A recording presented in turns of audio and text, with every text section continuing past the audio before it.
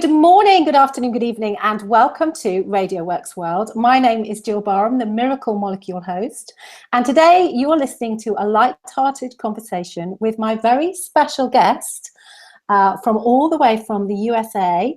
Her name is Julia Beauchamp. Welcome, welcome. Thank you. Thank you. It's so good to be here, Gill, and to get to spend time with you. Okay, so I'm a Jill. In your world, Gill is a hard, so it's like a Gillian. But in our world, Gillian, it's Gillian over here. But I do know you have a famous singer called Gillian Welch. So a lot of Americans always call me Gill. Correcting me. Yeah, so Jill. And actually, my last name is pronounced Beauchamp. Oh, Beauchamp. Ah, yeah, that makes sense, actually, Beauchamp. Yes, as in Stephanie. Yeah, it's Beauchamp. actually, it's a French name. And they went to England. And there's Beauchamp Tower in London and Beauchamp Square and Earl Beauchamp. Yes, oh right. So the French spelling then is Beauchamp, and in English, as you say, is Beauchamp. Very famous actress, Stephanie Beauchamp. Cool. I don't know her. You're not related, are you? Distantly, I'm sure. You could be. You could well be. Yeah. Okay, so that's got all our names out of the way and all the kind of the rules out of the way. So today we're going to have a light-hearted conversation. But before we do, Julia, I'd like you to tell everybody that's on the call, and this is going to be recorded and we're going to be able to share this as well. So I'd like you to tell everybody what you do, where you live, and what you're passionate about, please. Thank you. That's a lot. Well, first of all, the simplest thing, I live in Berkeley, right outside of San Francisco in the United States. And I work with entrepreneurs. I train entrepreneurs to be one of the great speakers. I see a lot of speakers that are good. Actually, we can all get words out of our mouth and speak. And yet, who are the great speakers, the inspiring speakers? I find that a lot of entrepreneurs that are building their business through speaking are struggling with fear of the audience's judgment and a lot of nervousness. And they spend a lot of time on every little word being right in their talks. And what they really want is just to be able to speak from their essence, to feel authentic and comfortable in their own skin on stage, and to really make that big impact with their message in the world, and of course grow their businesses too. So I'm helping them to be the great speakers that they can be. Brilliant. And it's really interesting because I was very drawn to you because the stage is my happy place. Really? Oh. Yeah. But I know that the majority of people would find that really weird. Yeah. Well, the majority of people avoid these kind of public situations, or if they don't, they're always a little fearful. And there's always a mask that goes up is what I see. Either it's a pulling away, or it's like a fake mask that comes out of they're totally different in front of an audience than they are in real life. And so I'm looking to help people be just themselves, but a little bit more amplified, a little bit more heightened for those important speaking opportunities. This is the second time that I've had this conversation today. That's really, really weird. Oh, really? What do you mean? Well, because I'd had a similar conversation with another gentleman who's coming onto my radio show next week or the end of this week. And we were talking about the authenticity on stage and actually, being really real on stage and being yourself. And because people see through that, I think. Yeah. But it's weird because it is a skill really as well, isn't it? Is being able to relax enough to be you, but also to engage your audience and to be able to in that place. Yes, it really is about relaxation. When I studied acting in school way back, so I did a lot of training in acting, and I would say the majority of the training is about relaxing, learning tons of tools to relax. And then I went on and I was a yoga teacher for 10 years and I did all this meditation stuff. And I really worked on this relaxation thing because in the relaxation, the calm state, when you're under pressure, that's when you get to just be fully expressed, and there aren't as many masks and those are appropriate things that happen. You get to be just fully expressed in the moment. What's really interesting, because I've been looking at what you do, and I think it's really weird that I was very drawn to you, but I can understand now because I'm a Pilates teacher. Ah, interesting. Yeah, so I do, work on breath work a lot, and being in that kind of that mindfulness place as well. Yes. So we have that in common. But I also see that you do some singing too, and my background is the singing, which is why I'm happy on stage. So I think, you and I are just, like this really. Clearly, I'm old enough to be your mother, I have to say. But, there's some real simpatico here. Lovely. Yeah, it all comes together. In my mind, the world of acting and the singing and the yoga or Pilates, that health related stuff, it really comes together into what makes a good speaker, a great speaker. Yeah. The best speakers are the most relaxed and also the most energized. That those two things happen at the same time. They're healthy and they're relaxed at the same time. And it's about being aware of your body as well. And of course, yoga and Pilates still have that same background, is actually having that awareness of where you are in time and space, because some people are really disconnected, aren't they? Yeah, especially when they get up on stage. They can be awkward in real life, and then you get them up on stage and it's like 10 times more awkward. Yeah. Or sometimes the other way around, they can be comfortable in real life, they get up on stage and they're super awkward. So it's amazing what changes in people when they get on stage. It can be a totally different person. So it really is, like you said, there's an art and a science of public speaking. The art is the humanity of it, and the science is the skills that work and that really make a difference with your speaking. Yeah, and even though I'm a natural person on stage and I find it a happy place to be, I've still worked on those skills. So people say to me, oh, you're so lucky. You're so lucky that you've got this. Well, I am lucky in that I don't get scared, but I've still worked on it. I still have trained and put the work in and the resources and the money in to do it, because the one thing about being a speaker is that you want to be as effective as you can, so that people are listening to the message rather than looking at you being awkward on stage. Would you agree? Yes, absolutely. My work is primarily around nonverbal communication. You've probably heard these statistics that there's been many studies done that show that 93% of communication is nonverbal communication, which means that just 7% of communication is the words that you say. So what's actually impacting an audience, whether it's virtual like this or even over the phone and of course in person, is not what you're saying as much as how you're saying it. That's what people are actually receiving and responding to. And I really like how you said that. I mean, I used to think that because I had an acting background that I would be a good speaker. And it wasn't the case. I had to learn, again, how to step onto the stage as myself, not as a character, and step onto the stage for my business, for this thing that's very intimate and I'm passionate about, and that has a lot at stake. That's like my livelihood.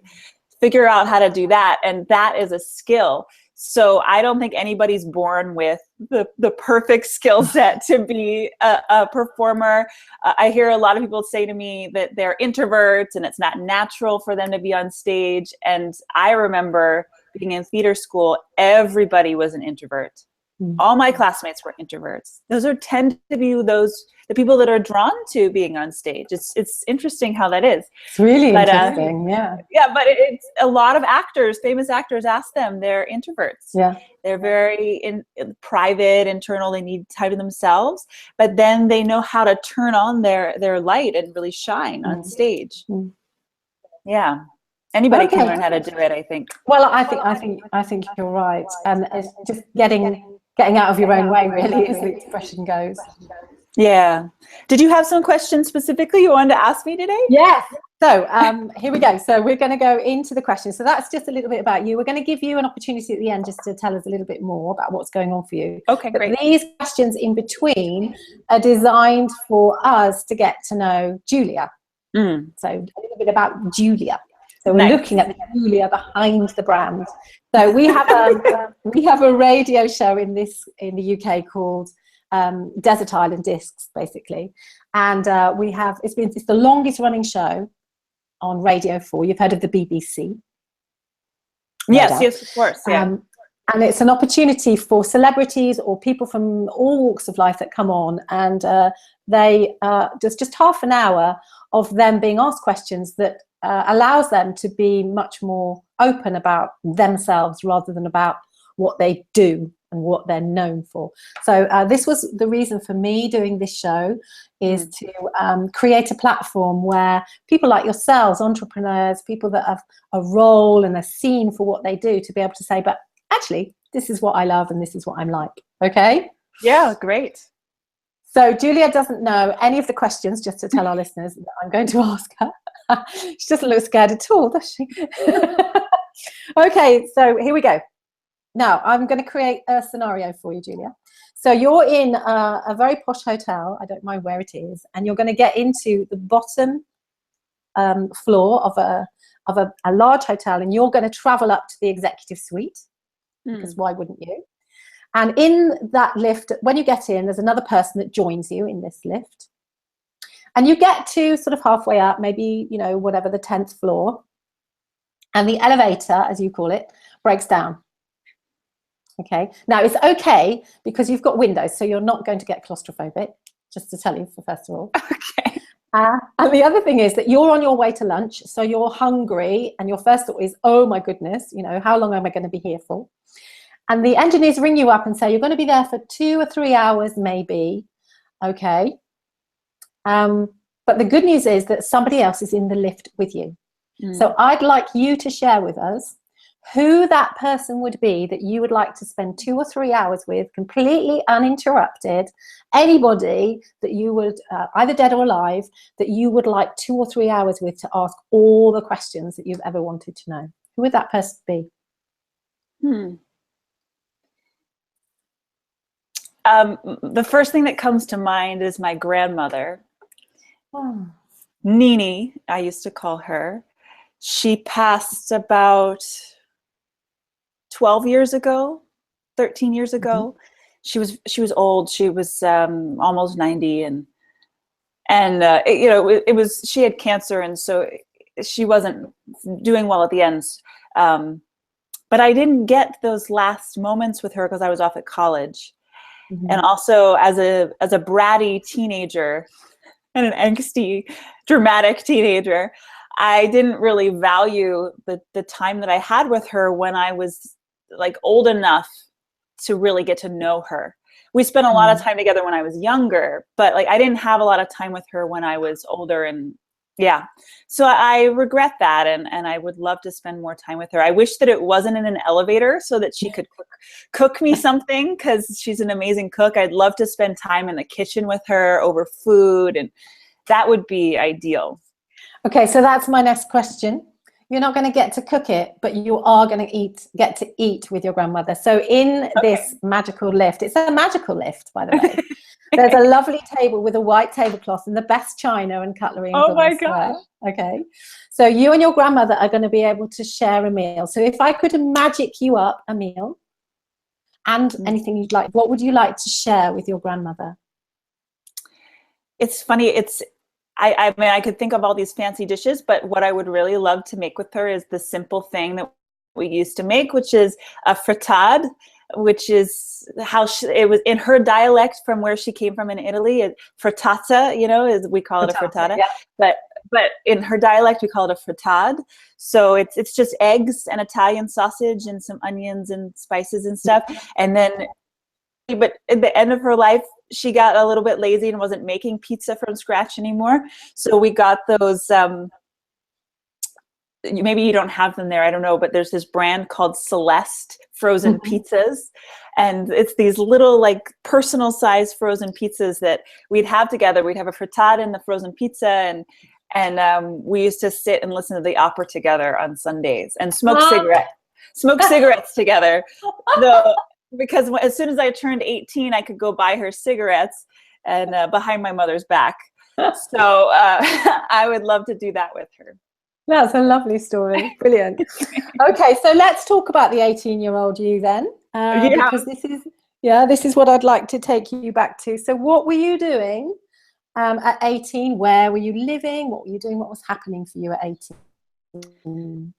So I was living in Baltimore, or just a little north of Baltimore, with my parents. We lived in this big white brick home, that classic American dream suburb, with the lawn, and we had the one dog, and a very safe neighborhood that I grew up in. But I would say a very sterile house in some ways, like very clean, very orderly. Things had to be a certain way. And I, especially in high school, was this angsty, emotional, artsy kid. My life was my art. Like, I was painting all the time. I had my collages and my sketchbooks, and I was in the theater club and doing plays all the time. I had my voice lessons and piano lessons, and I was singing and playing music all the time. My life was my art and my expression. And that was where I felt most myself. So a lot of my life was sitting in the basement of that house with my sketchbooks and drawing and making collages and singing and putting signs on the door for my parents to keep out. Yeah. Yeah, I think it's just really weird because I studied music at university, so my life at 18 was all about that as well. Not the art, because I can't even draw anything that, that's just not my forte. So what were you listening to then at 18, music-wise? That's a great question. I was listening to a lot of Tori Amos. Do you know Tori? Yeah. She's an amazing piano player, actually, like a classically trained musician, but then she has this angsty side of her and I would say even a little like sexual side of her, which I liked that too, because it felt rebellious.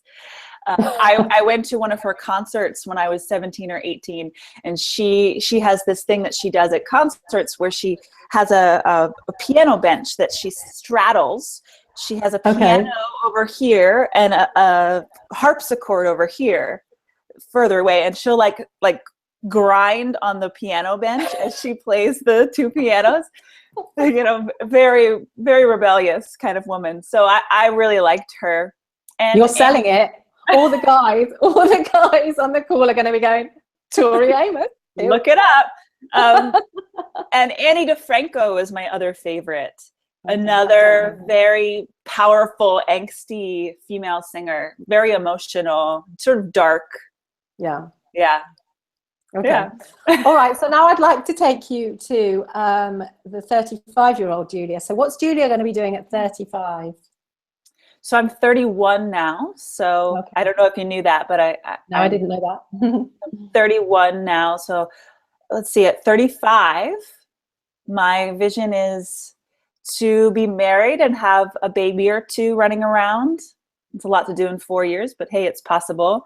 Mm-hmm. And it actually takes 5 minutes, just to tell you. From my experience. 5 minutes in 9 months, Yeah. So it's possible. So my vision is more around family now, of creating a family and a much steadier lifestyle that's built around the love, creating love with my husband and my family. And none of that exists now, right? I'm dating a lot, but there's no one necessarily special yet. And so that's my vision though, of what I'd really like. 35. Yeah. Be picky, won't you?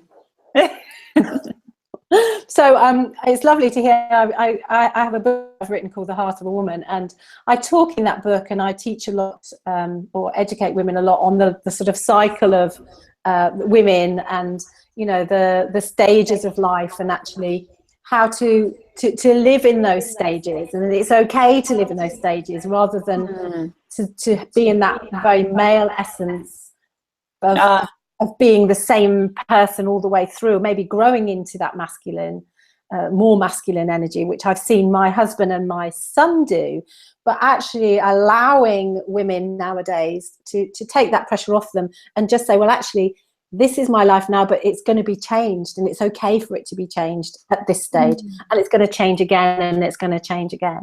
And I think it's great to be a man in my mid-50s to be able to say, well, actually, I'm doing something new, because we need to be able to show women it's never too late. It doesn't matter. You can have your family. You don't need to do it all at once, but you can concentrate on that lovely part of you. And I'm very proud that, you know, my children are now all in their 20s. They think I'm fucking mad, by the way. But, you know, I have this life now, and I can leave them to get on with theirs. Thank you. That does put a lot in perspective, because sometimes I miss that artistic part of me. Now that most recently my life has been about business, about building my business, learning and studying business, and then making sales, and, you know, like actually doing the day-to-day business stuff. So that's been my life now, and I am transitioning into focusing on love and family, and so that feels like a very different phase. Yeah, well, good. And you know, I'm sure, you know, when you've got that kind of energy about you, is that's when you're going to attract that special man into your life. Definitely. Okay, so I've got some quick fire questions for you now. Okay, are you ready? So yes, one word answers, or basically, or whatever you want. So, TV or radio? TV. Netflix. You're Netflix girl. Fiction or non-fiction? Non-fiction. Gotta have the good characters and the stories. I mean, I'm an acting major, you know. Yeah, absolutely. Are you the older or youngest child? The only child. I think you're the only child that we've had so far. Wow. So I think I might know the answer to this one. Class clown, goody two shoes, or a bit of a handful? A bit of a handful. Yeah. Yeah, I was right. Okay. Best habit? Best habit. I pray every morning. Okay. Worst habit? Worst habit. 1 or 2 episodes of a Netflix TV show too many. Yeah, Netflix is a good thing, but sometimes it can be a bad thing, because you think, I come to the end, and it clicks on straight away, doesn't it? Keeps going. It's just so good. Yeah. Okay, and so what do you do to relax? I go to the hot tubs that are here in Berkeley. They're outdoor hot tubs. It's made of wood. The hot tub's made of wood, and the temperature is really high. I want to say 110 degrees. Okay. And then you can lay outside on these wooden planks with the redwood trees around. Oh, okay. So really, really nice. When can I come? Anytime. All right. Now, do you have any nicknames? Juju or Juju B. Jules sometimes. Yeah, I grew up being called Julia Ann because my aunt is also Julia. So Julia Ann was my nickname growing up. Julia Ann, okay. And because you're a singer too, I've sung all my life, and I know that you've joined a choir, haven't you, recently? Yes, yes. I was part of a Georgian choir. Yes, yeah, on your FaceTime. Especially early music is my big thing. So I'm on stage, and I'm going to get you up to sing with me or on your own. What's your karaoke song? I probably would do something that's like a classic jazz kind of thing. Something like Summertime or The Man I Love. Something simple and sweet. Yeah. Okay. Are you a soprano? I am. Or soprano? Mm-hmm. Yes. Okay. So am I. We'll be fine. Okay, good. Okay. So now I have another scenario for you. Mm-hmm. So I'm going to send Julia away on holiday, and I'm going to take care of all the arrangements for you. So you're going to go away somewhere that you can choose. I'm going to arrange the flights and all the hotels or wherever it is that you want to stay. So you have no stress, no worries, nothing to worry about. I'd like to know who you would take with you, and this needs to be a person who's alive. Who would you take with you for a whole month you could spend that month with without a cross word? Without a crossword. Oh, wow. That's, without a crossword. It would have to be my friend Vladimir. He lives here in Berkeley. I call him my gay best friend, though he's not gay. Because does he mind? He doesn't really like that, no. But we met on OkCupid and we dated for a few weeks about a year and a half ago. we tried to be intimate with each other, and it was just no good.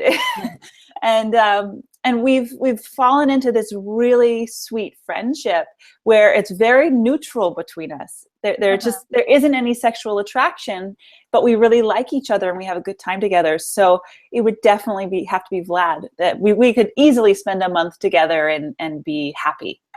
Perfect. It's quite interesting because I've seen with my children growing up, the dynamics of the relationship between girls and boys now is very, very different. You know, you had boyfriends who were boyfriends and your friends were girls. And the world has changed now in that you can have friends that are boys and girls, and there seems to be no rules about, you know, what happens. So it's all very confusing as far as I'm concerned. I think it's much healthier. I do think it's much healthier. Yeah. Yeah, it's a very unique situation that he and I did date for a minute, and you know, we've been naked together and everything, so that the boundaries were crossed. Yeah, nothing to hide here. Nothing to hide, but in a way it brought us closer together. Yeah. So okay, well, post a picture of Vlad so I can see him. Oh, okay, sure. Not naked though. Okay, so now this is another question about music. Okay. So creating a playlist of everybody that comes on the show, and everybody gets to choose one song that we're going to put onto this playlist. And this song is the song that makes you feel lighthearted. So if you're feeling a bit, what song would you play to make your heart sing? Do you know, I think he even might be a British performer, Hozier. Hozier. Oh, Hozier. Yeah, Hozier. Yeah. Take Me to Church. Take me to church. Da, da, da, da. It's a sexy song. I love it. It makes me feel powerful. Yeah, it's a great tune. Okay, yeah, you can have that. We'll put that on your playlist. Fabulous. Okay. All right, we're nearly at the end. Okay. Just to tell you. But I have one of the most important questions. As you know, I hope you know, a lot of my work is around helping people, particularly women, look after their heart. So not only their physical heart, but also the heart they have to give. Yes. So really looking at how we can be that feminine woman and how we can be the good example rather than a warning, and to understand that we need to rather than, you know, look after everything and everybody and try to be superwoman. And I know that because, of course, that's what I tried to do. Yeah. So I'd like you to tell us and share with us, if you wouldn't mind, what you do to look after your physical heart from a kind of the, you know, nutrition and exercise point of view. And I'd also like you to share with us what you do from an emotional and spiritual sense and how you look after the heart that you have to share with people. Beautiful. What a lovely question. So I've made a big shift around this just in the last few months to take my self-care and my relationship with myself to the next level, which is that I put a boundary around my time, that I don't start my day until noon most of the time, though today we started at 11. But still, that's yeah, but almost never am I taking appointments before noon. And I don't take appointments after 6 o'clock. So I just am working 6 hours a day, and I have a lunch in there too. So it's actually not even 6 hours. I've really reduced the amount of time that I'm actually working. And over the reason I've been able to do that is because over the last few years, I've been studying how to leverage my business, to leverage my time and create a business that's not based on exchanging time for money, but exchanging value for money, or like the amount of transformation I can provide for someone for the money, which has freed up my life immensely.